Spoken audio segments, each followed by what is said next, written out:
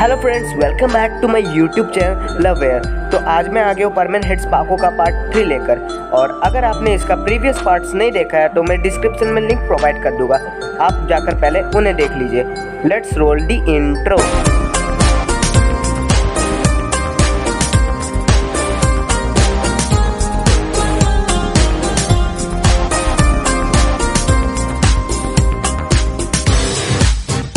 तो पिछले पार्ट में हमने देखा था कि पाको वापस अपने रूम में आती है और परमैन की फ़ोटो पकड़कर रोने लग जाती है।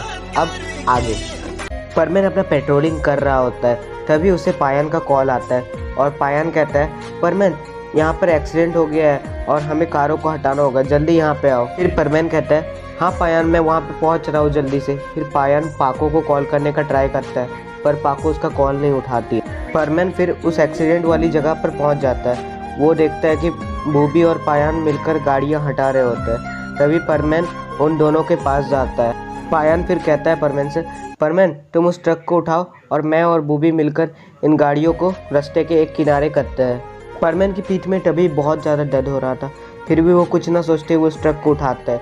पर जैसे ही वो उठाता है उसके पीठ में बहुत दर्द होता है और वो संभाल नहीं पाता है और वो ट्रक उसके ऊपर गिर जाती है। पायन और बूबी परमैन को देखते हैं और पायन कहता है, परमैन संभल कर। पर तब तक बहुत देर हो चुकी थी, परमैन उस ट्रक के नीचे दब चुका था। फिर पायन और बूबी परमैन के पास जाते हैं और उस ट्रक को हटाते हैं। जैसे ही हटाते वो लोग देखते हैं कि परमैन बेहोश पड़ा है। फिर बूबी कहता है, पायन हमें पाको के यहाँ पे बुला लेना चाहिए, वो परमैन को हॉस्पिटल ले जाएगी और हम लोग यहाँ पे एक्सीडेंट हुए सारे कारों को हम लोग साइड कर देंगे। पायन कहता है, ठीक है बूबी हमें ऐसा ही करना चाहिए। पायन जल्दी से पाको को कॉल लगाता है पर पाको उसका कॉल नहीं उठाती है। पर दूसरी बारी भी पाको उसका कॉल उठाती है।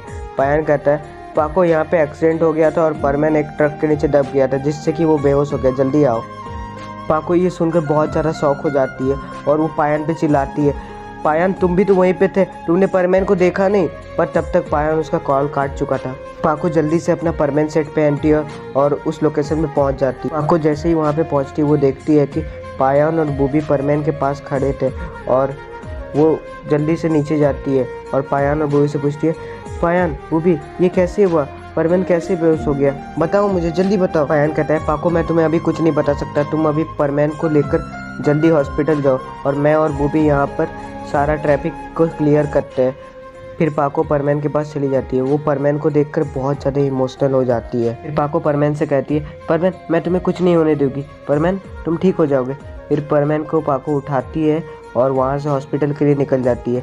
फिर जैसे ही पाको परमैन को लेकर हॉस्पिटल जा ही रही होती है, फिर वो सोचती है कि अगर मैं परमैन को हॉस्पिटल लेके जाऊँगी तो उसकी आइडेंटिटी रिवील हो जाएगी। फिर पाको सोचती है कि मैं परमैन को लेकर अपने घर चली जाती हूँ। फिर पाको अपने घर यानी कि सुमीरे के घर पहुँच जाती है। जैसे ही पाको वहाँ पहुँचती है वो परमैन को अपने बेड पर लेटा देती है और अपने रोबोट को एक्टिवेट करती है। उसकी रोबोट जैसे ही एक्टिवेट होती है वो पूछती है पाको से, पाको ये परमैन यहाँ क्या कर रहा है और इसकी हालत इतनी ख़राब कैसे हो गई। पाको अपने रोबोट से कहती है, रोबोट तुम ये सब बाद में सुनना, अभी जाकर जल्दी से डॉक्टर को बुला लो। फिर उसकी रोबोट जाकर डॉक्टर को कॉल लगाती है और उसे बुलाती है। फिर पाको परमैन का सेट निकाल देती है जिससे कि डॉक्टर को पता ना चले कि वो ही परमैन है।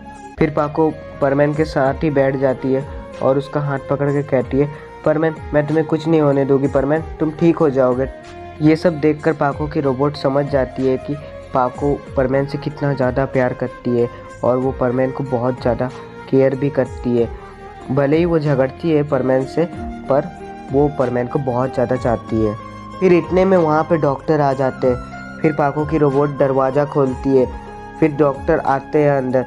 उसके बाद वो डॉक्टर कहते हैं कि यहाँ पेशेंट कौन है।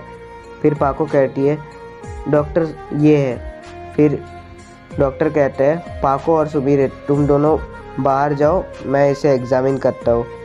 फिर पाको और सुमीरे मतलब उसकी रोबोट बाहर चले जाते हैं। फिर डॉक्टर परमैन यानी मित्सुओ को एग्ज़ामिन करते हैं। फिर उन्हें पता चलता है कि उसके बैकबोन में बहुत ज़्यादा पेन होता, तो डॉक्टर उसके बैकबोन पर बैंडेजेस लगा देते हैं। फिर वो बाहर आते हैं और पाको से पूछते हैं, क्या इस लड़के ने कुछ बहुत भारी चीज़ उठाई थी।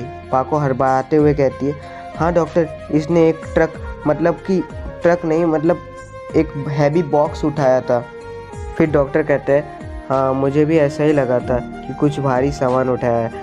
एक काम करो, मैंने ये एक लिस्ट बनाई है, इसकी सारी दवाइयाँ लेके आ जाना और इसे 1 हफ्ते के लिए बेड रेस्ट चाहिए और ध्यान रखना कि ये कोई भारी सामान ना उठाए, ठीक है। फिर पाको कहती है हाँ डॉक्टर, मैं ध्यान रखूँगी इसका। फिर डॉक्टर कहते हैं अच्छा तो सुमीरे अब मैं चलता हूँ। फिर डॉक्टर वहाँ से चले जाते हैं। फिर जैसे ही डॉक्टर जाते हैं, पाको अपना पर्स निकालती है अपने रूम से और जल्दी से बाहर चली जाती है परमैन के लिए दवाइयाँ लाने। फिर कुछ देर बाद पाको वापस आती है और अपने रोबोट के पास जाकर कहती है कि ये रही दवाइयाँ और परमैन अभी 1 हफ्ता तक मेरे घर में ही रहेगा, मतलब कि सुमीरे के घर में, ठीक है। उसकी रोबोट कहती है ठीक है पाको। फिर पाको परमैन के पास जाकर बैठ जाती है। कुछ देर बाद परमैन को होश आता है और वो देखता है कि पाको उसके सामने बैठी है और उसे ही देख रही होती है। परमैन ये देखकर समझ जाता है कि पाको ने ही उसकी मदद की है जब उसके ऊपर ट्रक गिर गया होता है तब।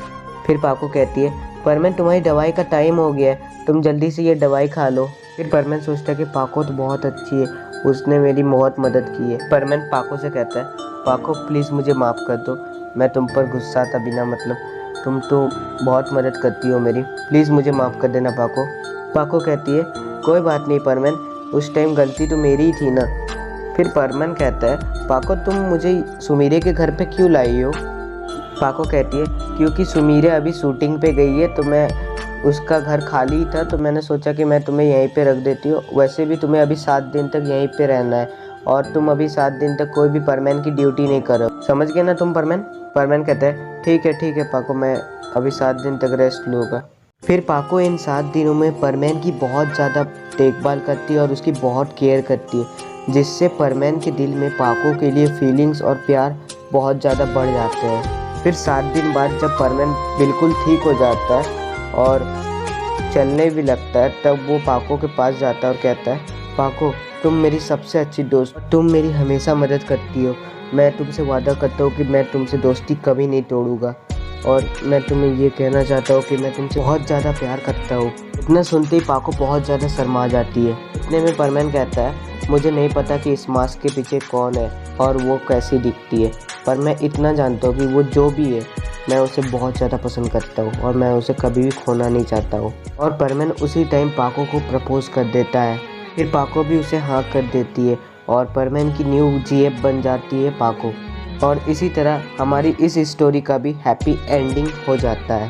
अब रह नहीं सकते तेरे बिना क्या वजूद मेरा। तो ये था परमैन हिट्स पाको का लास्ट एपिसोड।